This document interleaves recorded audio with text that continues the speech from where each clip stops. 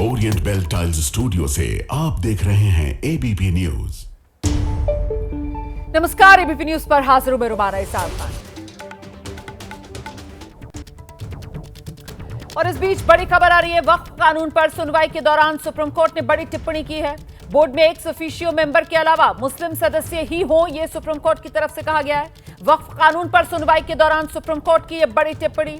Board में ex officio members के अलावा मुस्लिम सदस्य ही हो, यह सुप्रीम कोर्ट की तरफ से टिप्पणी की गई है। सीधे आपको लेकर चलेंगे, हमारे साथ हमारे सहयोगी अंकित गुप्ता इस वक्त मौजूद हैं। अंकित, जरा बताइए विस्तार से अभी की स्थिति क्या है और उसमें सुप्रीम कोर्ट की यह टिप्पणी की एक्स ऑफिशियो जो भी अधिकारी हैं उसके अलावा सिर्फ मुसलमान ही बोर्ड के अंदर सदस्य बनाए जाए।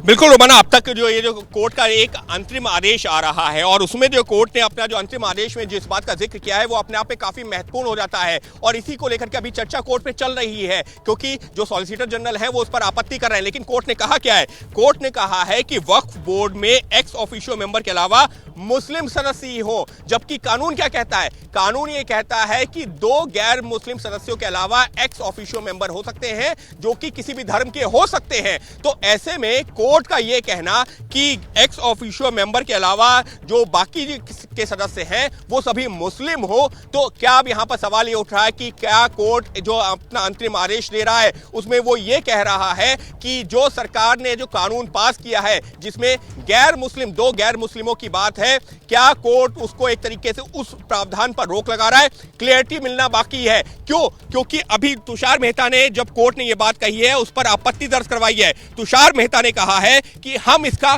कड़ा विरोध कर रहे हैं। तुषार मेहता का कहना है कि अभी किसी बोर्ड का कार्यकाल खत्म नहीं हो रहा, पीआईएल याचिकाओं को सुनकर ऐसा आदेश नहीं देना चाहिए। कोई वक्फ बोर्ड यहां पर नहीं आया है, यानी कि तुषार मेहता ये बताने की कोशिश कर रहे हैं कि अभी किसी जो है वक्फ बोर्ड का कार्यकाल खत्म नहीं हो रहा है। ऐसा नहीं है कि जो है अभी यहां पर कोई वक्फ बोर्ड आ गया हो। आपको ऐसे जो है अंतरिम आदेश नहीं देना चाहिए बिना डिटेल में सुने हुए।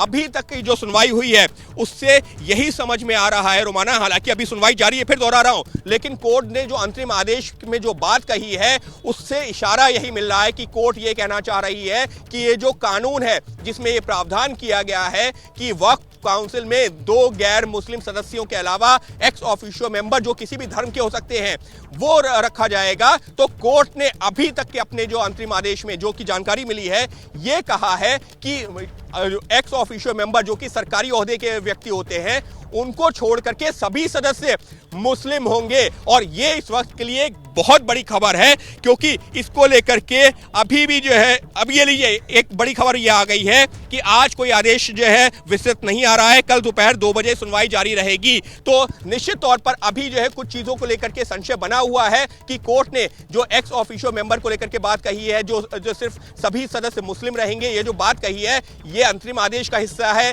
या फिर कोर्ट की सिर्फ एक टिप्पणी है?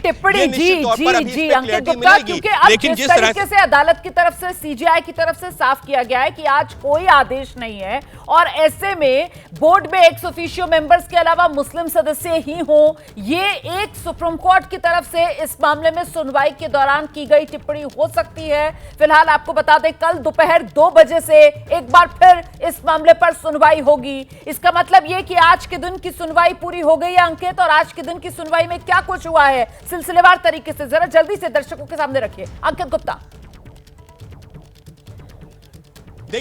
देखिए आज की सुनवाई पूरी हो गई है तो साफ हो गया है। करीबन 2 घंटे सुनवाई चली है और इन 2 घंटों की सुनवाई के दौरान तमाम वरिष्ठ वकील कपिल सिब्बल, अभिषेक मनु सिंघवी, राजीव धवन, हरीश साल्वे, सॉलिसिटर जनरल तुषार मेहता, ये तमाम लोग कोर्ट के सामने पेश हुए हैं। कपिल सिब्बल, अभिषेक मनु सिंघवी, राजीव धवन समेत जो और वरिष्ठ वकील थे जो कि याचिकाकर्ताओं की तरफ से पेश हो रहे थे, उन्होंने कोर्ट के सामने जो सबसे बड़ा मुद्दा उठाया वो उठाया धार्मिक स्वतंत्रता का मुद्दा, यानी कि जो संविधान में हमारे अनुच्छेद है 25 और 26 जिसमें हर किसी व्यक्ति को अपनी जो है मर्जी के अनुसार धर्म का पालन करने का अधिकार दिया गया है। तो कपिल सिब्बल, अभिषेक मनु सिंघवी ने बताने की कोशिश की कि ये जो कानून लाया गया है इसके जो प्रावधान है ये उस अधिकार का हनन है। वो बात कर रहे थे कि जिस तरीके से वक्फ बाय यूजर की बात हो रही है कि आप किसी भी संपत्ति को जो है यहाँ पर अपने कब्जे में सरकार ले सकती है, ये कहते हुए कि ये विवादास्पद है, उस पर सवाल खड़ा किया। 5 ईयर जो प्रैक्टिसिंग मुस्लिम की बात हो रही है कि किसी भी व्यक्ति को अगर वक्फ करना है तो ये बताना होगा कि वो 5 साल से इस्लाम का पालन कर रहा है, तो ये कैसे मुमकिन होगा, तो ये इस पर सवाल खड़ा किया। इसके अलावा कलेक्टर के रोल के ऊपर सवाल खड़ा किया। इसके अलावा जो है कई और पहलुओं पर सवाल खड़ा किया और ये बताने की कोशिश की कि इस कानून में कई तरह की खामियां हैं जिस पर रोक की मांग की। लेकिन कोर्ट ने अपनी सुनवाई के दौरान ये कहा कि फिलहाल अभी हम रोक तो नहीं लगा रहे हैं, लेकिन करीबन 2 घंटे तक सुनवाई की है। और उसके बाद में तुषार मेहता ने जो अपनी दलीलें दी हैं, सॉलिसिटर जनरल ने, जो केंद्र सरकार के वकील हैं, उन्होंने क्या कहा? उन्होंने कहा कि कोर्ट के सामने जो बातें कही जा रही हैं वो कोर्ट को गुमराह करने के लिए कही जा रही हैं, क्योंकि ऐसा नहीं है कि इस कानून के आने के बाद में तमाम जो धार्मिक स्थान है, फिर चाहे वो जो है मस्जिद हो, दरगाह हो या फिर जो है अन्य जो स्थल हैं, वो सब सरकार के कब्जे में आ जाएंगे। वो जैसे हैं वो वैसे बने रहेंगे। हाँ, जो डिस्प्यूटेड मामले हैं, यानी कि जो मामले पहले से ट्राइब्यूनल में हैं या जिनको लेकर के विवाद है, ये जो कानून है ये उनको लेकर के तो अलग ये कहता है कि हाँ वो मामले उसी तरह से चलते रहेंगे। लेकिन देश में बड़ी संख्या में ऐसी जो है जो इमारतें हैं, ऐसी प्रॉपर्टीज हैं जो कि इसके दायरे से बाहर है, लिहाजा गुमराह ना किया जाए। कोर्ट में भी तुषार मेहता ने इस बात का जिक्र किया है। कोर्ट ने हालांकि उनसे कई तरह के सवाल पूछे हैं वक्फ बाय यूजर को लेकर के, प्रैक्टिसिंग मुस्लिम को लेकर के, लेकिन जो सबसे बड़ा सवाल है वो वक्फ बाय यूजर को लेकर ही है। तो उस पर तुषार मेहता ने स्थिति स्पष्ट करने की कोशिश की है, लेकिन करीबन 2 घंटे की सुनवाई के बाद भी अभी जरा सा आपको रोकूंगी। मुझे लगता है जरा हमें दर्शकों को और यहाँ पर क्लैरिटी देनी चाहिए कि अभी ये जो आज सुनवाई हो रही है, ये करीब 70 से ज्यादा याचिकाएं जो लिस्टेड थी, जिसको लेकर ये मामला अदालत में आज आया सुनवाई के लिए। मतलब अभी तो अदालत एक तरीके से ये मामला खुद सुप्रीम कोर्ट की बेंच सुनेगी या फिर किसी हाई कोर्ट को रेफर किया जा सकता है। अभी बिल्कुल शुरुआती स्टेज में, अभी तो इस पर भी अदालत ने मोहर नहीं लगाई है कि आखिरकार इस मामले की सुनवाई होगी कहां। दर्शकों को ये क्लैरिटी दीजिए, उसके बाद फिर आते हैं कि क्या क्या बातें हुई हैं आज सुनवाई के दौरान। बिल्कुल रोमाना, देखिए कोर्ट ने जब जो सुनवाई की शुरुआत की है उस शुरुआती 10-15 मिनट में ही साफ कर दिया है कि अभी हम जो सुनवाई कर रहे हैं वो एडमिसिबिलिटी पर कर रहे हैं। इसका क्या मतलब हुआ? इसका मतलब ये हुआ कि इन याचिकाओं पर जो 72 अब तक याचिकाएं आ चुकी हैं, अभी कई और आ सकती हैं, तो इन याचिकाओं पर सुनवाई सुप्रीम कोर्ट करेगा नहीं करेगा, इसको सुप्रीम कोर्ट सुनवाई के लिए स्वीकार कर रहा है या नहीं कर रहा है। तो आज जो 2 घंटे की बहस हुई है ये एडमिसिबिलिटी पर हुई है, यानी कि सुप्रीम कोर्ट ये जो देख रहा है कि ये याचिकाएं सुप्रीम कोर्ट जो सुनवाई लायक मानता है या नहीं मानता है। और अब उसके बाद में सुप्रीम कोर्ट तय करेगा कि इन याचिकाओं पर सुनवाई आगे बढ़ानी है तो कैसे बढ़ानी है। हालांकि जो तुषार मेहता हैं सॉलिसिटर जनरल, उन्होंने इस बात का जिक्र जरूर किया कि हमको जो है आप नोटिस जारी कर दीजिए, हम 2 हफ्ते में जवाब दे देंगे और उसके बाद में आप इसकी रोजाना सुनवाई कर लीजिए या तेज गति से सुनवाई आगे बढ़ा दीजिए। तुषार मेहता ने इस बात का जिक्र जरूर किया है, लेकिन सुप्रीम कोर्ट ने अभी तक किसी तरह का नोटिस जारी नहीं किया है। और उसका मतलब साफ है कि सुप्रीम कोर्ट अभी ये देख रहा है कि इन मामलों को सुनवाई योग्य माना जाए या नहीं माना जाए। और ऐसे में फिर मैं दोहरा देती हूं दर्शकों के लिए कि अभी ये एडमिशन स्टेज के लिए कि आखिरकार ये मामला एडमिसिबल और ये मामला किस कोर्ट में सुनवाई के लिए लाया जाए। क्या सुप्रीम कोर्ट की बड़ी बेंच ही इस मामले पर सुनवाई करे या फिर किसी हाई कोर्ट को ये मामला सौंप दिया जाए सुनवाई के लिए। अभी तो सिर्फ और सिर्फ इन्हीं तमाम दलीलों के आधार पर इस मामले को तौला जा रहा है, ये तय करने के लिए कि इस मामले पर सुनवाई होगी कहां। और उसी दौरान यहां पर, क्योंकि सुप्रीम कोर्ट पर में जब कोई मामला आता है सुनवाई के लिए, तो आप जानते हैं इस बात को कि मामले में सुनवाई फिर संविधान और संविधान के जो आर्टिकल्स हैं उसकी बुनियाद पर उनकी रक्षा के तहत की जाती है। और ऐसे में किस तरीके से वो अलग अलग मौलिक अधिकार जो संविधान देता है उसका उल्लंघन इस वक्फ संशोधन कानून के जरिए हो रहा है। ये जो याचिकाएं पहुंची थी, इन्हीं को लेकर दलीलें किस तरीके से रखी गई हैं। तो आगे की सुनवाई है वो कल 2 बजे के लिए एडजर्न किया गया है और अभी सुनवाई पूरे केस में जारी है। जो मुस्लिम पक्ष के जो वकीलों का कहना था कि सेक्शन 3 में, सेक्शन 9 में, सेक्शन 14 में, सेक्शन 36 में और सेक्शन 83 में जो अमेंडमेंट्स हुए हैं वो अमेंडमेंट्स उनके फंडामेंटल राइट का हनन करता है। ये मुस्लिम पक्ष का दलील था कानून के हिसाब से। दूसरा उनका कहना है कि जो उनका फंडामेंटल राइट है आर्टिकल 25-26 में यह जो संशोधित कानून है ये उसका हनन करता है। तो आज अदालत में जो कार्रवाई हुई है उसी को लेकर ये वकील की तरफ से ब्यौरा रखा जा रहा था मीडिया के सामने। मैं सीधे आपको लेकर चलूंगी, हमारे साथ हमारे सहयोगी निपुण सहगल इस वक्त मौजूद है और निपुण सहगल जो है वो कोर्ट रूम में ही मौजूद थे जब ये सुनवाई चल रही थी। सबसे पहले तो निपुण ये बताइए कि आज की सुनवाई में क्या हुआ है, क्या किसी तरीके का कोई आदेश, कोई निर्देश सुप्रीम कोर्ट की तरफ से आज दिया गया है? जी नहीं, कोई आदेश या निर्देश नहीं दिया गया है। जब सुनवाई खत्म होने वाली थी तो सुप्रीम कोर्ट ने ये इंडिकेट किया, ये संकेत दिया कि वो 2 आदेश देने जा रहा है तब तक जब तक कि ये सुनवाई लंबित रहती है सुप्रीम कोर्ट में, तब तक के लिए। यानी नोटिस जारी किया जाएगा और एक अंतरिम कि जो वक्फ बोर्ड है उसमें एक्स ऑफिशियो मेंबर यानी जो सरकारी जो नामित प्रतिनिधि होते हैं उनके अलावा सभी मुस्लिम हो। और उससे भी बड़ी चिंता जो जताई जा रही है वक्फ कानून विरोधी जो आंदोलन करने वाले लोग हैं उनकी तरफ से कि वक्फ बाय यूजर जो है, जो रजिस्टर्ड नहीं है, उसको डीनोटिफाई कर दिया जाएगा, यानी वो वक्फ नहीं रह जाएगी। तो सुप्रीम कोर्ट का कहना था कि जब तक सुनवाई लंबित रहती है यहाँ पर तब तक सरकार ऐसा कोई काम नहीं करेगी, क्योंकि अभिषेक मनु सिंघवी जो मुस्लिम पक्ष की तरफ से बोलने के लिए खड़े हुए थे, उन्होंने कहा कि 8 लाख वक्फ संपत्तियों में से 4 लाख तो यूं ही चली जाएगी, ऐसी आशंका उन्होंने जताई थी। तो सुप्रीम कोर्ट ने ये इंडिकेट किया, चीफ जस्टिस ने इसका संकेत दिया कि ऐसा आदेश वो देंगे। लेकिन तमाम वकील थे, सॉलिसिटर जनरल तुषार मेहता समेत, जिनका कहना था कि उनकी बहुत सारी बातें अभी अधूरी रह गई हैं और इस पहलू पर वो बात करना चाहते हैं। ऐसे में कोर्ट ने कल दोपहर 2 बजे के लिए फिर से सुनवाई तय कर दी है और कहा है कि जिन लोगों की बातें रह गई हैं वो अपनी बातें कहें। लेकिन मैं जरा सा आपको रोक दूं, निपुण सहगल याचिकाकर्ता इस मामले में आम आदमी पार्टी के नेता अमानतुल्लाह क्या कह रहे हैं, सुनते हैं। बिल्कुल उम्मीद है, और जिस तरह से ये वक्फ की ज़मीनों को कब्जा करने के लिए ये एक्ट लाया गया है उस पर कहीं ना कहीं हमें पूरी उम्मीद है इसमें राहत मिलेगी। ठीक है, लेकिन कोर्ट की तरफ से ये भी चिंता जताई गई कि जैसे दिल्ली हाई कोर्ट की जमीन पे भी वक्फ का दावा किया गया है, इस तरह के भी मुद्दे होते आए। मैं वहाँ चेयरमैन रहा हूँ, हमने अभी ऐसा कभी नहीं। देखिए, कोई भी आदमी खड़े होकर के मीडिया के अंदर कह दे, देखिए वक्फ की यहाँ पर दिल्ली के अंदर 1977 प्रॉपर्टीज़ हैं और सबका गजट नोटिफिकेशन है, वो सब जो है गजट में है और एरिया भी गजट के अंदर है। जबकि मैं चेयरमैन था तो हमने सारे केसेस जीते। अब जब इनका, जैसे मैं मिसाल देता हूँ कि ये सारी चीज़ें अब उसके बाद जब मैं 2023 में चेयरमैन नहीं रहा, पद से हट गया, तो अब रेवेन्यू जो सेक्रेटरी है वो जो है उसको देख रहे हैं। तो शाही ईदगाह का मसला आया, तो शाही ईदगाह की ज़मीन को बाकायदा उसने एफिडेविट दिया कि हमारी नहीं है। एक नखुंजी मस्जिद है वहाँ, उसके अंदर मेहरौली के अंदर कई सारी दरगाहें हैं, उस पर उन्होंने जो है क्लेम किया। मैं कह रहा हूँ कि केंद्र सरकार या स्टेट अगर किसी ज़मीन को लेना चाहती है तो सीओ या जो डीएम को ये पावर दे रहे हैं तो वो उसको कैसे चैलेंज कर सकता है, उनके खिलाफ कैसे जा सकता है? सरकार के खिलाफ नहीं जा सकता। तो केंद्र सरकार ने एक नोटिफिकेशन जारी किया था 123 प्रॉपर्टीज़ का, और सारी ज़मीनें उन्होंने अपने अंडर ले ली थी। तो मैं क्योंकि इनके अधीन नहीं आता, क्योंकि हमारी अलग सरकार है और ऑटोनोमस बॉडी थी, तो मैंने चैलेंज किया हाई कोर्ट के अंदर और सारी ज़मीनें वापस लेकर आए।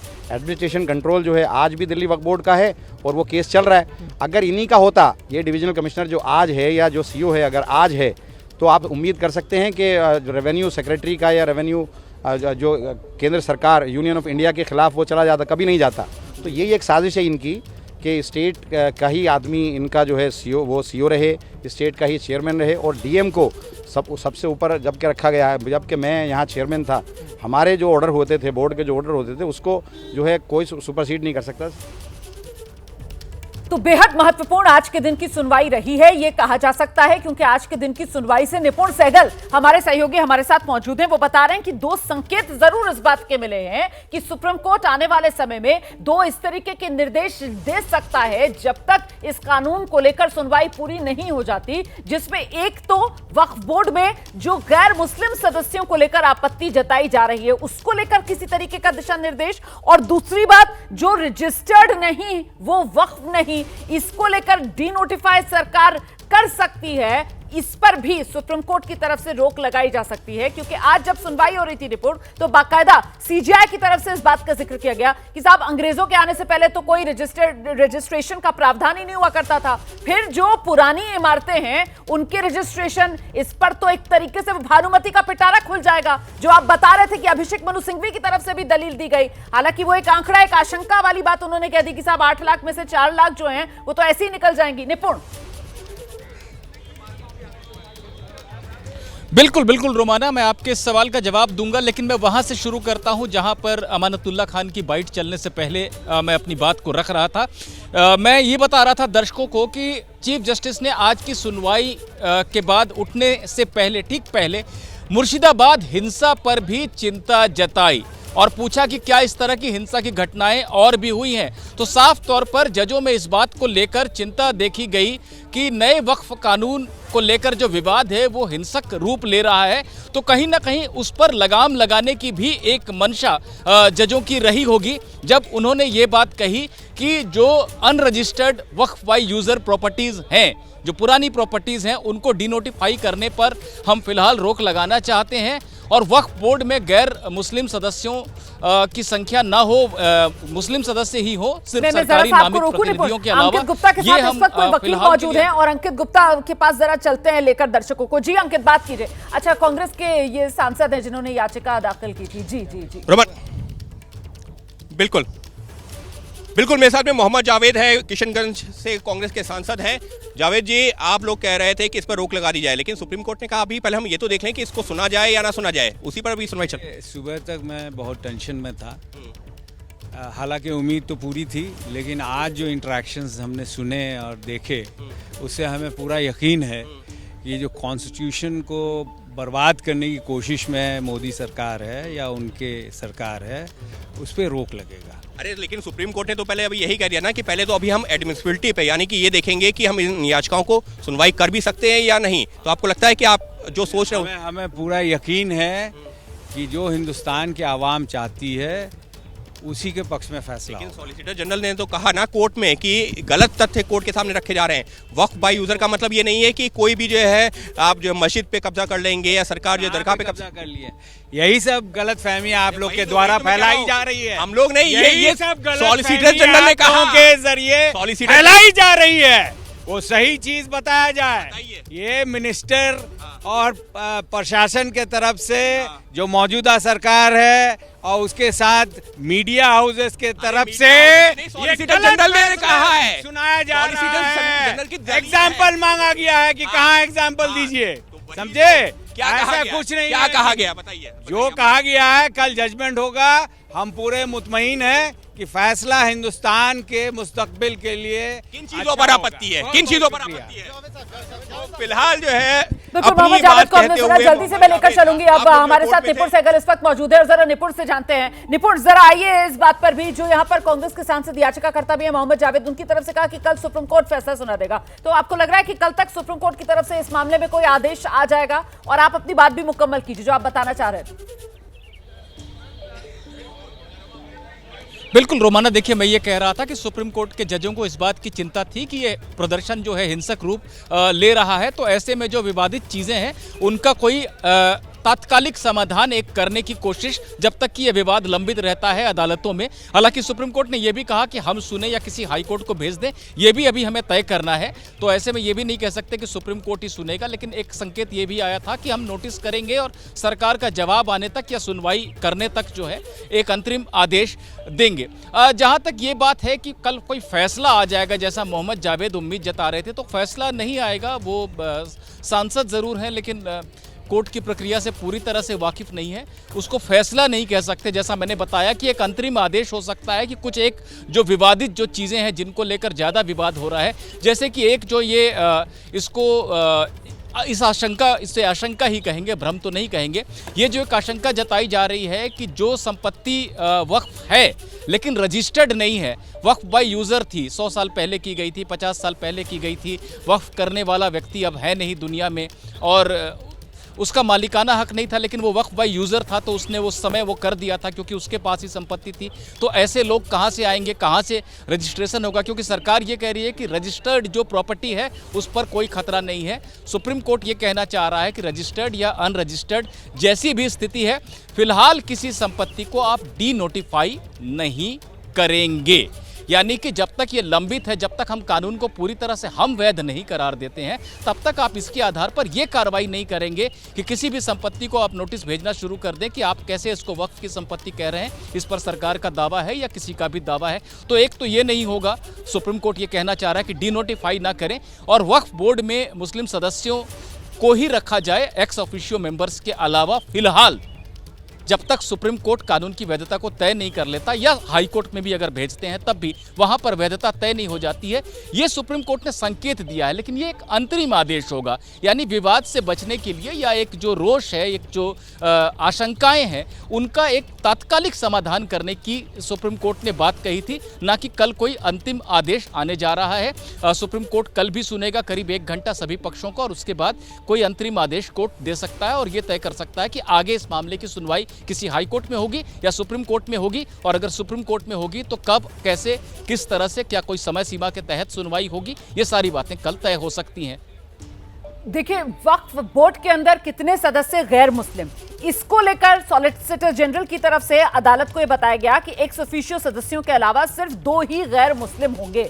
इस पर भी चर्चा हुई है और अदालत की तरफ से यह सवाल भी उठाया गया निपुण सहगल कि अगर हिंदू ट्रस्ट में सिर्फ हिंदू, तो फिर वक्फ में गैर मुसलमानों को जगह क्यों, और भ्रम इस मामले को लेकर क्यों फैल रहा है। इस पर भी सीजेआई की तरफ से क्या कोई टिप्पणी निकल कर आई कि क्योंकि आपने मुस्लिम सदस्यों की जो विशिष्ट संख्या है उसको लेकर एक्ट में जो लिखा, इसी वजह से भ्रम। निपुण, बिल्कुल, देखिए क्या है कि उस एक्ट में इस तरह से लिखा गया है कि ये व्यक्ति मुस्लिम होगा, ये व्यक्ति मुस्लिम होगा, ये व्यक्ति मुस्लिम होगा। ऐसे करके अगर इस संख्या को जोड़ेंगे तो वो संख्या 8-9 के करीब पहुंचती है, जबकि सदस्य 22 होने हैं। तो इसी पर चीफ जस्टिस ने कहा कि जब आप कह रहे हैं कि 2 से ज़्यादा गैर मुस्लिम सदस्य नहीं होंगे, तब फिर ये जो विशिष्ट संख्याएं लिखी हैं, इसकी सफाई देते हुए सॉलिसिटर जनरल ने कहा कि ये बातें लिखी गई हैं कि इन पदों पर तो मुस्लिम को होना ही है, लेकिन जेपीसी की रिपोर्ट में ये तय हो गया है और सरकार की मंशा भी यही है, संसद के कानून में भी यही बात लिखी है, और ऐसा ही होगा कि 2 से ज़्यादा गैर मुस्लिम सदस्य होंगे नहीं। तो इस विशिष्ट संख्या पर आप ध्यान ना दें। इस पर चीफ जस्टिस ने यह भी कहा कि ये तो आप कह रहे हैं, आप केंद्र सरकार के प्रतिनिधि हैं, लेकिन राज्यों में वक्फ बोर्ड का गठन राज्य सरकारें करती हैं, तो क्या आप उनकी तरफ से भी वचन दे सकते हैं? तो ये तमाम बातें हो रही थी कोर्ट में। बिल्कुल, तो इसी वजह से इस संदर्भ में कल ये उम्मीद की जा रही है कि सुप्रीम कोर्ट की तरफ से किसी तरीके का कोई निर्देश दिया जा सकता है। इस वक्त की बड़ी खबर जिसको लेकर लगातार हम आप तक अपडेट पहुंचाने का काम कर रहे हैं। आपको बता दें कि वक्फ कानून पर आज सुप्रीम कोर्ट में पहली बार सुनवाई हुई और आज के दिन की सुनवाई मुकम्मल हो गई है। अब कल दोपहर 2 बजे से दोबारा इस मामले पर सुनवाई होगी और फिलहाल सिर्फ ये मामले पर सुनवाई जो है वो एडमिसिबिलिटी कि अगर इसको सुप्रीम कोर्ट स्वीकार कर रहा है तो फिर इन याचिकाओं पर सुनवाई कहां हो, किस रूप में हो, क्योंकि सुप्रीम कोर्ट की तरफ से आज भी जब सुनवाई चल रही थी ये पूछा गया कि क्यों ना हाई कोर्ट को ये जिम्मेदारी सौंप दी जाए। फिलहाल सीधे आपको लेकर चलेंगे, हमारे साथ हमारे सहयोगी मौजूद हैं। निपुण सहगल जिस समय सुनवाई चल रही थी कोर्ट रूम के भीतर मौजूद थे।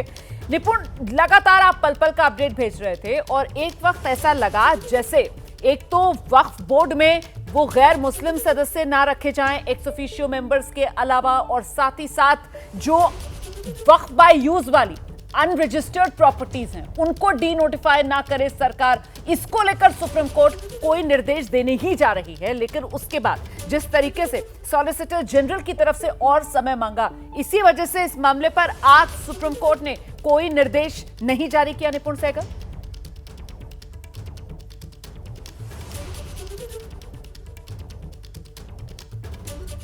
आवाज नहीं आ रही है। निपुण, आपकी आवाज नहीं आ रही है, कुछ तकनीकी खराबी हो गई है, ठीक करवाती हूं मैं इस कनेक्शन को, उसके बाद मैं दोबारा आपके पास आऊंगी। देखिए, इस बीच में आपको बता दूं कि जो याचिकाकर्ता हैं वो भी अदालत में मौजूद थे और ऐसे ही एक याचिकाकर्ता आम आदमी पार्टी के विधायक हैं अमानतुल्लाह खान, उनसे हमारे सहयोगी अंकित गुप्ता ने जो खास बातचीत की है जरा वो दिखा देते हैं आपको।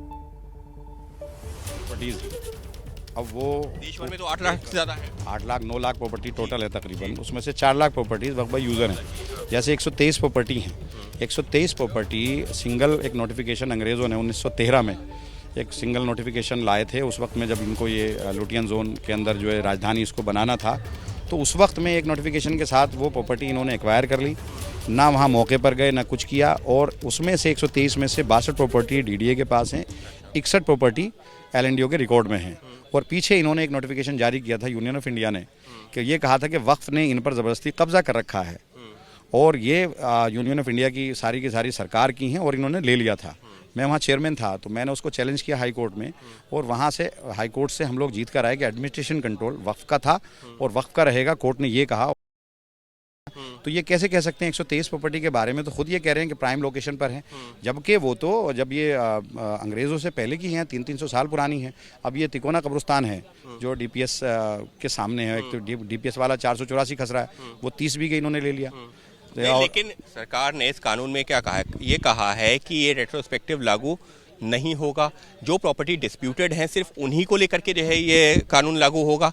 इस बात की क्या गारंटी है कि डिस्प्यूट क्रिएट नहीं किया जाएगा? जो रेवेन्यू सीधे आपको लेकर चलेंगे, हमारे साथ हमारे सहयोगी निपुण सहगल इस वक्त मौजूद हैं। निपुण से जरा समझते हैं। निपुण, बताइए जरा किस तरीके से आज वही जो सवाल मैं पहले आपसे पूछ रही थी कि वो वक्फ बाय यूज वाली जो संपत्तियां रजिस्टर्ड नहीं हैं उनको डी नोटिफाई सरकार ना करे, और साथ ही साथ वक्फ के सदस्यों में 2 से ज्यादा एक्स ऑफिशियोस के अलावा सदस्य गैर मुस्लिम ना हो, इस पर क्या निर्देश आज देने ही वाली थी सुप्रीम कोर्ट? और सॉलिसिटर जनरल ने जिस तरीके से और समय मांगा, कहा जा सकता है उसी वजह से फिलहाल अदालत ने कल फिर से इस मामले में सुनवाई का फैसला लिया।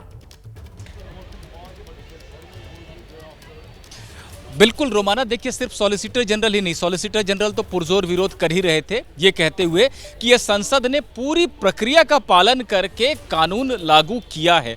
अब इस पर इस तरह से ऐसे याचिकाकर्ता जिनका सीधा संबंध भी नहीं है, ना तो वो वक्फ बोर्ड हैं, ना इस मामले से सीधे वो प्रभावित हो रहे हैं, ऐसे लोग यहाँ पर चले आए हैं और तरह तरह की दलीलें दे रहे हैं, आशंकाएं जता रहे हैं। उसके आधार पर अंतरिम रोक कानून के कुछ प्रावधानों पर नहीं लगनी चाहिए, ऐसा सॉलिसिटर जनरल का कहना रोक रही हूं। जरा अंकित गुप्ता के साथ एक और मेहमान जुड़ गए हैं इस वक्त, all India Muslim personal law board के प्रवक्ता हैं। जी अंकित, जरा जल्दी से बात कीजिए, आज की सुनवाई को लेकर कितने सकारात्मक all India Muslim personal law board अपने केस पर?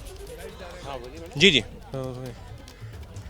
बिल्कुल, all India Muslim personal law board के प्रवक्ता हैं SQR इलियास जी। इलियास जी, आज जो सुनवाई हुई है कोर्ट के सामने, आपके वकीलों ने कई सारी दलीलें रखी हैं, लेकिन सरकार के वकील ने, सॉलिसिटर जनरल ने कहा कि नहीं, ये तथ्य सही नहीं है, खासतौर पर वक्फ बाय यूज़र को लेकर के। अब आप क्या कहेंगे? देखिए, वक्फ बाय यूज़र के लिए की बुनियादी बात यह है कि ऐसी प्रॉपर्टी, जो प्रॉपर्टी जिस ज़माने में रजिस्ट्रेशन नहीं होता था, 200 साल पहले, 400 साल पहले, 500 साल पहले, लोग किसी ने किसी प्रॉपर्टी को वक्फ किया है, मस्जिद के लिए वक्फ किया, कब्रिस्तान के लिए वक्फ किया, तो देखा ये गया कि कोई प्रॉपर्टी जिस काम के लिए वक्फ की गई उसके इस्तेमाल में आ रही है, तो उसे वक्फ बाय यूज़र कहा गया। ये वक्फ का कानून में शामिल था। तो ये पूछा गया कि आपने इसके ऊपर जो राइटर लगा दिए हैं अब, कि अगर कोई प्रॉपर्टी वक्फ बाय यूज़र है तो अब तक तो हम उसको मानेंगे वक्फ बाय यूज़र, लेकिन उस पर अगर डिस्प्यूट है तो वो वक्फ बाय यूज़र में नहीं होगी।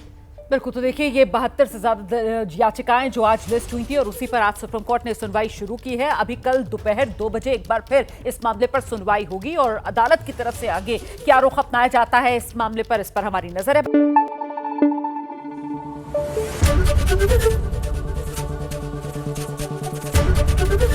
ABP न्यूज आपको रखे आगे।